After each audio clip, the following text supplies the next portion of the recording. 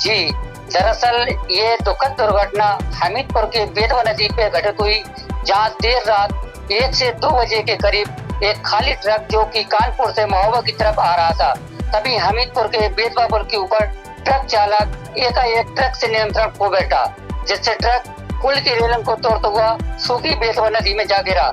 सूचना मिलते ही स्थानीय पुलिस प्रशासन ने मौके पर पहुंचकर स्थानीय लोगों की मदद से ट्रक ड्राइवर क्लीनर को ट्रक से बाहर निकाला, जिसमें ट्रक ड्राइवर की दुखद मृत्यु हो गई। क्लीनर को घायल अवस्था में जिला अस्पताल में भर्ती कराया गया। इरफान अली जी, हादसे की वजह क्या बताई जा रही है?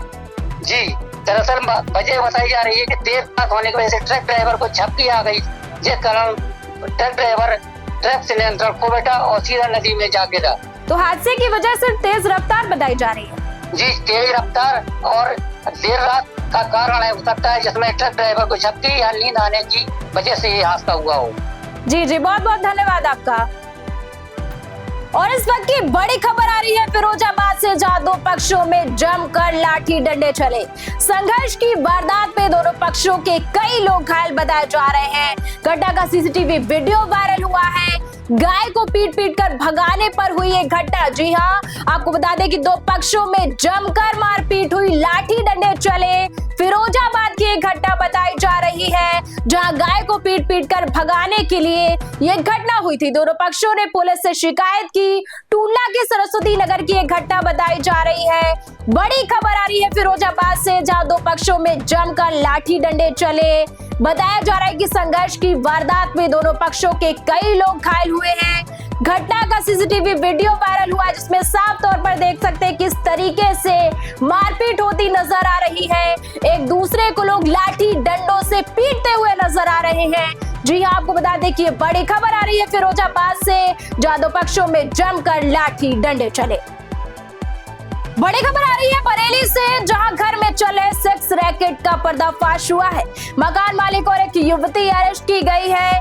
मकान मालिक की पत्नी और युवक फरार बताया जा रहा है। आपको बता दें कि बड़ी खबर आ रही है बरेली से, जहां घर में चले सेक्स रैकेट का पर्दाफाश हुआ है। मकान मालिक की पत्नी और युवक फरार है। अभी भी दूसरे जिलों से भी बुलाई जाती थी लड़कियां। जी हाँ, इस बड़े सेक्स रैकेट का खुलासा हुआ है बरेली में। मकान मालिक बाहर से बुलाता था लड़कियां। नवाबगंज थाना क्षेत्र के मकान में छापेमारी की गई। छापेमारी के दौरान लड़कियां बरामद की गई है। जी आपको बता दें कि बरेली में घर में चले सेक्स रैकेट का बड़ा पर्दाफाश हुआ है, जहां मकान मालिक और एक युवती अरेस्ट की गई है। मकान मालिक की पत्नी और युवक फरार बताए जा रहे हैं। कई जिलों से युवतियां बुलाई जाती थी। जी हाँ, मकान मालिक बाहर से लड़कियों को बुलाता था और ये सेक्स रैकेट कई दिनों से चल रहा था। बड़े सेक्स रैकेट का पर्दाफाश हुआ है। बड़ी खबर आ रही है उन्नाव से, जहां प्लॉटिंग कर जमीन बेचने वालों का अनोखा कारनामा सामने आया है। जी हाँ, पुरवा में बिना अनुमति के लगवाए सरकारी बिजली पोल। पुरवा के शिव विहार कॉलोनी में लगाए गए थे 25 पोल। बिजली विभाग ने की बड़ी कार्यवाही। आपको बता दें कि बड़ी खबर आ रही है उन्नाव से, जहां प्लॉटिंग कर जमीन बेचने वालों का अनोखा कारनामा सामने आया है। पुरवा में बिना अनुमति के लगवाए सरकारी बिजली पोल। पुरवा के शिव विहार कॉलोनी में लगाए गए थे 25 पोल। बिजली विभाग ने कड़ी कार्यवाही की है। प्लॉटिंग करने वाले आरोपी पर केस दर्ज कराया गया है। जी हाँ, प्लॉटिंग करने वाले आरोपी पर केस दर्ज हो चुका है। प्लॉटिंग चमकाने के लिए किया गया था अवैध इस्तेमाल। जी हाँ, ये पुरवा कोतवाली के ढेला मोड़ के पास प्लॉटिंग की गई थी। आपको बता दें कि बड़ी खबर आ रही है उन्नाव से, जहां प्लॉटिंग कर जमीन बेचने वालों का अनोखा कारनामा सामने आया है। इस वक्त की सबसे बड़ी खबर आ रही है गाजीपुर से, जहां विनीत हत्याकांड का आरोपी मुठभेड़ में ढेर हो चुका है। जी हाँ, 50,000 का इनामी बदमाश एनकाउंटर में ढेर हुआ है। एसटीएफ ने आरोपी कमलेश चौधरी को किया है ढेर।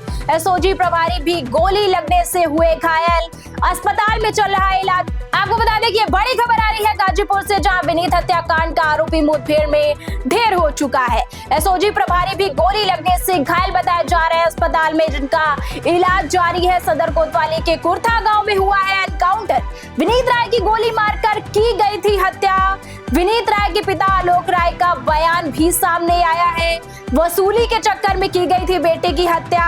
पिता ने योगी सरकार पर पूरा भरोसा जताया। जी हाँ, ये बड़ी खबर आ रही है गाजीपुर से, जहां विनीत हत्याकांड का आरोपी मुठभेड़ में ढेर हो चुका है। 50,000 का इनामी बदमाश एनकाउंटर में ढेर किया गया है। एसटीएफ ने आरोपी कमलेश चौधरी को किया है ढेर। एसओजी प्रभारी भी गोली लगने से घायल हुए हैं।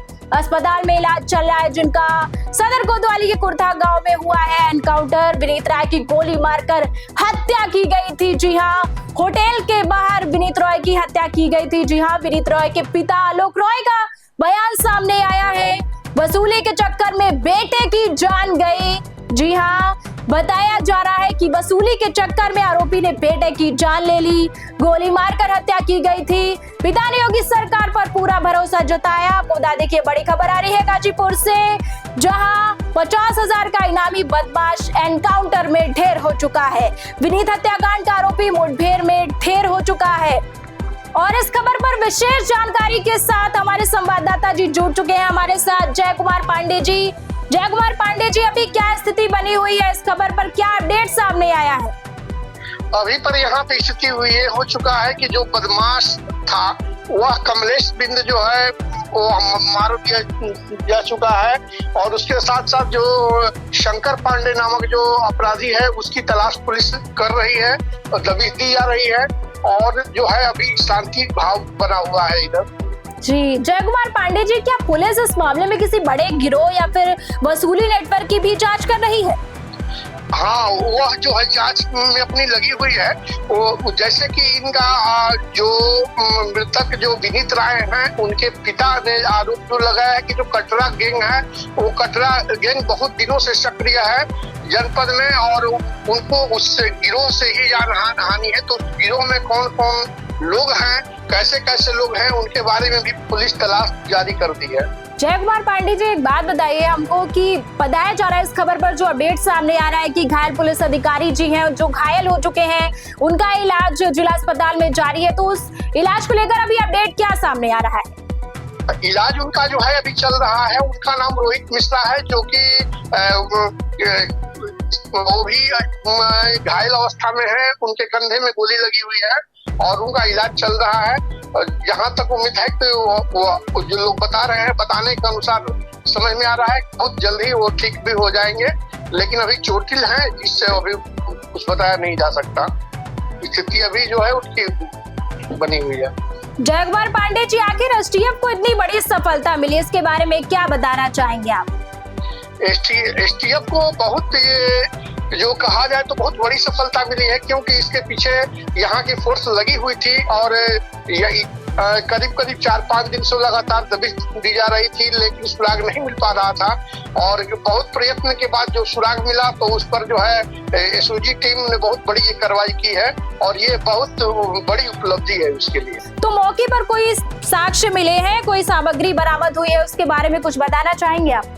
हाँ, वहाँ पे 32 बोर का रिवाल्वर भी मिला हुआ है। उसके बाद वहाँ से जो है कारतूस वगैरह बरामद किए गए हैं जो अपराधी के पास मौजूद हालात में थे, और एक मोटरसाइकिल भी बरामद की गई है, जिससे कि वो बदमाश भागने के फिराक में था और वो जा भी रहा था। लेकिन एक ट्यूबवेल के पास जब अपने आप को दिखा कि हमको पुलिस ने घेर लिया है, तो उसने ताबड़तोड़ पुलिस पर फायर शुरू कर दिया, जिसमें कि रोहित मिश्रा जो दरोगा थे इसके वो बुरी तरह से मतलब घायल हो गए, उनके कंधे में गोली लग गई। उसके बाद पुलिस ने जवाबी कार्रवाई में जब गोलियां चलाई हैं तब उसकी जो है सीने में गोली लगी और वो बुरी तरह से घायल हुई। जी, बहुत बहुत धन्यवाद आपका। खबरों का सिलसिला यूं ही जारी रहेगा, तब तक के लिए हमारे साथ जुड़े रहिए और देखते रहिए नेशन आप समाचार।